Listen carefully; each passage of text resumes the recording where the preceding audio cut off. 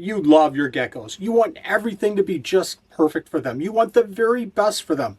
But I tell you what, you're loving your geckos too much. I'm going to tell you why in just a second.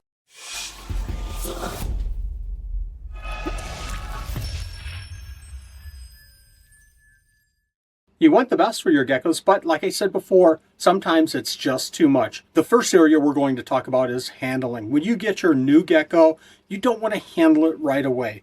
Put it in its new enclosure, leave it alone for 2 or 3, 4, 5 days, let it settle in. I know this is extremely hard because you get a new gecko, you want to hold it right away, but let it get comfortable with its new surroundings, its new smells, its new area.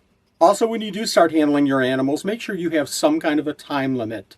It could be 5 minutes, it could be 10 minutes. They just don't like to be handled all day long. And you're going to get a sense from your geckos how long is too long. Hey, I have a lot of small geckos at our facility, and a lot of the small geckos can't be held that long, and they are fragile. So some of the small animals, we don't even hold that long. This is super important. Make sure that you have a very safe area to handle your animals in. You can see that I'm standing in front of a table here. If my crested gecko gets away from me, it's going to fall on the table. It's not going to fall long ways all the way onto the floor. The very best thing that you can do is sit down on a carpeted floor and play with your animal.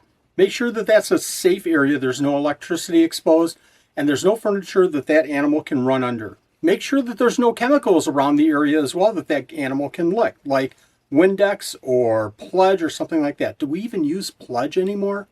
I know this is a tough one, but avoid your furry friends and your reptile friends. Keep them separate.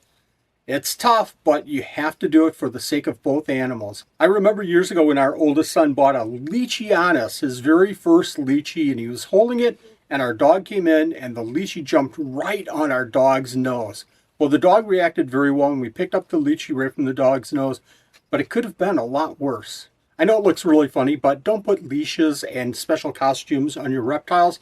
It just doesn't work. It works for dogs.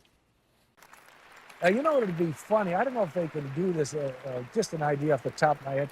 Why didn't he put on one of those Sherlock Holmes hats and put a little pipe in his mouth? But not for reptiles. I know you love your animals, but don't take them to reptile shows. A lot of reptile shows actually have rules against bringing animals into the shows. It's just not good for your animals. It's not good for the animals there for the safety. It's not good for the people attending the shows too. I know Nanette would certainly appreciate not having snakes right next to her as she's attending a show. When you're considering handling your animals, make sure that you wash your hands thoroughly before and after you handle your animals. You can wash your hands with a mild soap and warm water. And I know kids love to handle reptiles, but make sure that they're age appropriate to handle your reptiles. Let's talk about foods. Make sure that you have the right foods ready for your animals when you bring them home. Is your animal carnivorous, insectivore, a vegetarian, that's a herpivore, or is it omnivorous? Be prepared with the right types of food that they enjoy and the right size. A good rule of thumb is to have a food item that's as long as the length between their two eyes. Now for me, that's about this long, but I know I can enjoy a hamburger about this big or a steak about the same size.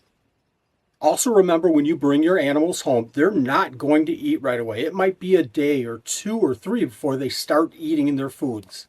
If your reptile does eat insects, make sure that you get your insects, bring them home. Don't feed them right away. Set them up, give them a really good nutritious food like carrots or kale, something really nutritious. Then feed the insects to your animals the next day. And don't give them too much food. I know we love our reptiles so much, but putting in too much food is just a waste of food, or even worse, especially with crickets. The crickets could bother your reptiles if there's too many in there. And like I said before, if you're feeding a lot of insects and they're in that enclosure for a long time, those insects are losing any benefit of being gut loaded. And thirdly, misting. You know as well as I do that a lot of animals require a misting of their enclosure so that they can drink off the water droplets off the sides of the enclosure or the plants. But don't mist too much. Too much misting will cause potential problems like mold and ultimately a respiratory issue with your reptiles. Make sure that your enclosures dry out completely before you mist the next time. And that's going to be different for everybody. For us, we'll mist one night, skip the next night, and then mist the following night. Doing less doesn't necessarily mean that you love your animals less. It means that you love your animals more. Make sure you're doing the right things at the right time for your animals, and that'll show how much you really, really love them. Thank you for watching. We'll see you next video.